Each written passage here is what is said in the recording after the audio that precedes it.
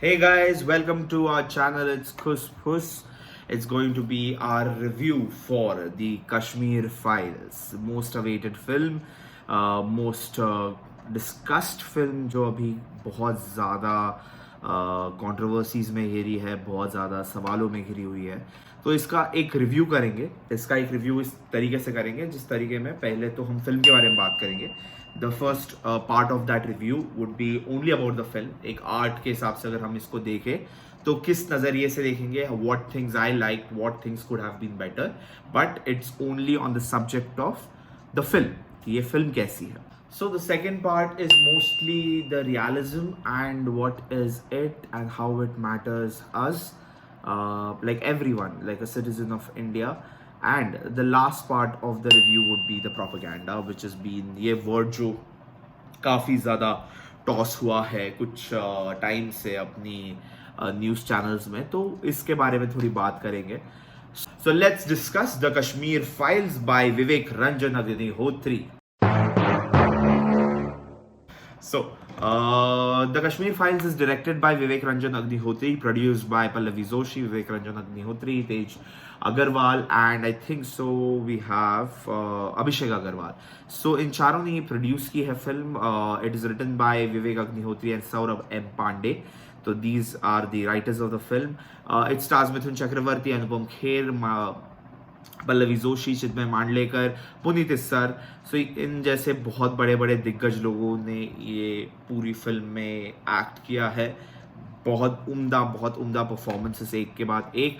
And जो centralise character है जिसके ऊपर मोस्टली फोकस और जहाँ जिसके थ्रू ये स्टोरी बताई गई है, that is Darshan Kumar. Darshan Kumar is the same actor who acted in I think so Mary Kom में वो प्रियंका चोपड़ा के हस्बैंड बने थे. उसके बाद बहुत सारे फिल्म्स के उसमें he has mostly played grey shades और ब्लैक शेड्स. तो दर्शन कुमार इसमें एक प्रोटैगनिस्ट है. सो उनके पॉइंट ऑफ व्यू से ये स्टोरी बताई गई है जो कि मोस्ट ऑफ इंडियन यूथ है आज के ज़माने में. So that's how the story is very relatable to everyone. So the film opens up with the militant issues in Kashmir, and जहाँ पे mentions है जैसे फारूक अहमद दर, जिसका एक इंटरव्यू भी है original on YouTube, name as Bittu something, Bittu karate करके कुछ ऐसा, बिट्टा कराटे जैसे उनका नाम है कुछ, एंड उनको उससे उस नाम से भी पहचाना जाता है. I am not going to talk about right now about what things happened, what things didn't happen, but just the performance of Chinmay Mandlekar as Farooq Ahmed Dar was spot on. I know Chinmay Mandlekar because I'm a Maharashtrian.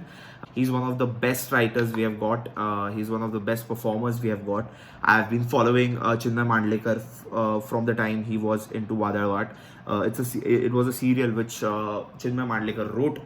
And उसमें भी उन्होंने एक ऐसा greyish character play किया था. So I have been following Chinmay Mandlekar's work for a very long time. So seeing him in this role was practically for me was like a treat. One of the best performances delivered. एक point ऐसा था कि जब वो screen पे आता है तब the audience reaction is like most of them are scared to death. So that's the best performance, I would say. He should receive some awards for this particular character. दूसरा character है Anupam Kher. My God, that guy is freaking awesome.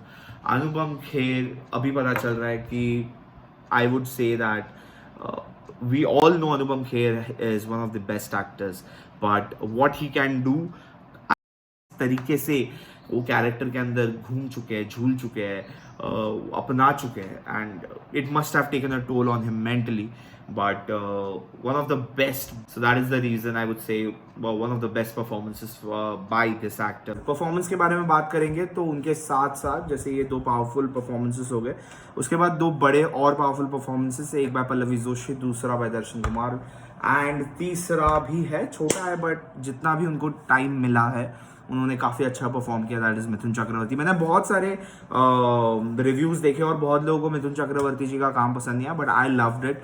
As an actor he has done a flawless job. Darshan Kumar ने भी बहुत उम्दा निभाया है character. आप हमेशा एक तरीके की एक्टिंग नहीं एक्सपेक्ट कर सकते किसी के साथ.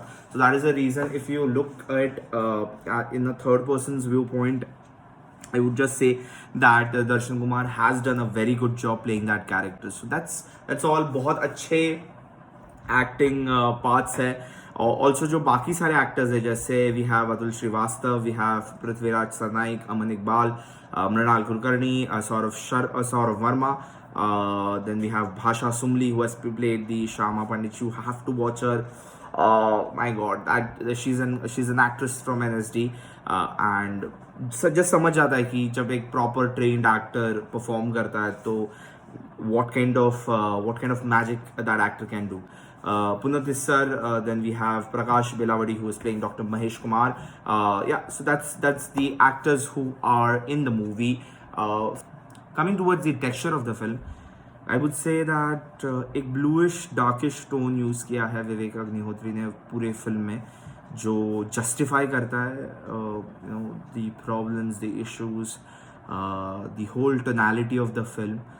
इतनी बढ़िया डायरेक्शन है, इतनी बढ़िया एक वीडियो प्रेजेंटेशन है मूवी की कि बहुत कम टाइम आपको ऐसी मूवीज़ देखने मिलती है, बहुत कम टाइम आपको ऐसी एक एक्सपीरियंस लेने मिलता है. एक सीन है जहाँ पे कश्मीरी पंडितों को झाड़ से लटकाया हुआ दिखाया गया है, and that's where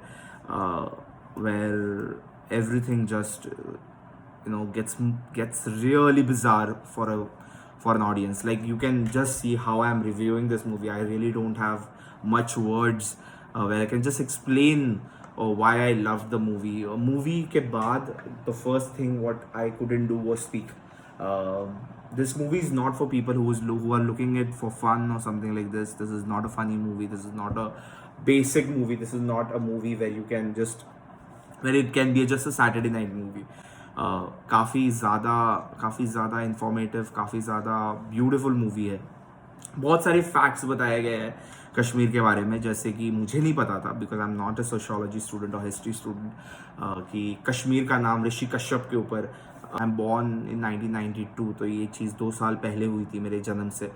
Masses are beautifully connected for this particular movie. About release and box office, The Kashmir Files was released in 630 theaters on 11th March 2022. The film earned 3.55 crore, 8.50 crore and 15.10 crore at the domestic box office respectively in the first 3 days, taking its opening weekend around 27.15 crore after the response from the 2 days.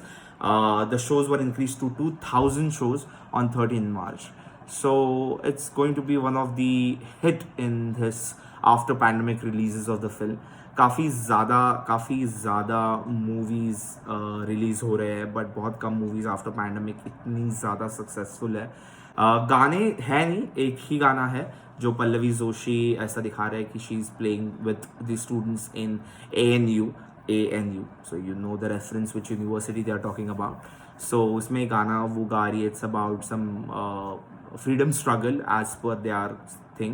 I wouldn't say what is right, what is wrong now. Coming to Vivek Ranjan Agnihotri, इसके पहले उन्होंने काफ़ी films direct की है. 2 film जो मुझे पता है, एक Tashkent files and Buddha in traffic. So आगे बात करेंगे रियलिज्म के ऊपर. तो यहाँ से जो बंद करना चाहते हैं, you can go ahead and just movie देखो, बट यहाँ पे थोड़ी बातें कंट्रोवर्शियल होंगी, तो उसके बारे में बात करेंगे. So Farooq Ahmed Dar, who is also named as Bitta Karate, इनका एक YouTube वीडियो है जहाँ पे एक पत्रकार से बात कर रहे हैं about his actions and in JKLF, that is Jammu Kashmir Liberation Front. So इसमें उनकी सारी बातें, मतलब द होल सीन, बट जो सीन मूवी के अंदर है वो बहुत ही संक्षिप्त है, जो कि मूवी के टोनालिटी से जाना चाहिए. उसमें ऐसा बताया गया है that he was the head for JKLF. नहीं, he was not the head for the JKLF. He was in that particular association. He was active as a militant. So that's something which was there. JKLF के जो head थे उस time पे he was Ashraf Wani, I guess, and who was killed in a battle with Indian security. So at that time he was the person who was पसीने छूट गया यार review करते करते. So he was the one who was very active at that point, and ऐसा कहा जाता है कि उनके कहने पर ये सारे militants actions किया करते थे. But whatever it is, I am not going to justify what they have done, what they didn't had, that particular kind of humanism. which was absent during that period. Operation word काफ़ी ज़्यादा ऊपर नीचे हो रहा है यहाँ पे पूरी मूवी के दौरान. ये दो वर्ड्स आपको सुनाई देंगे, that is exodus and genocide. ऐसे बहुत सारे टर्म्स है जो कि शायद आपको लगेगा मैनिपुलेटिव है, बट ये एक पॉइंट ऑफ व्यू है जो कि विवेक रंजन अग्निहोत्री ने खुद का रखा हुआ है, एंड इससे आपको अग्री करने की ज़रूरत नहीं है. द पॉइंट इज़ कि फिल्म में काफ़ी हद तक चीज़ें सही है, तो ऐसा नहीं है कि इट्स टोटली ऑपोजिट, जो कि बहुत सारी बायोग्राफीज, बहुत सारी टॉकी सीरीज में होता है कि रियल कहानी कुछ और ही होती है एंड एक्चुअल कहानी कुछ और होती है. सो ऐसा नहीं है, काफ़ी ज़्यादा एक्चुअल कहानी बताई गई है. मैं कुछ दिनों से सोशल मीडिया में हूँ एंड बहुत सारे लोग फिगर्स को लेके बात कर रहे कि इतने नहीं थे, इतने ही थे, इतने नहीं थे, इतने ही थे. कांग्रेस एज अ पार्टी ने बहुत सारी सच्चाई हाइड की है. हर दम जब भी कोई अर्थक्वेक भी होता था, जब भी कोई इश्यूज होते थे, फिगर्स के इश्यूज तो बहुत सारी बार गवर्नमेंट ने किए. तो सिर्फ फिगर्स के इशू पे जाना, I would not say that was the reality. In real में बहुत सारी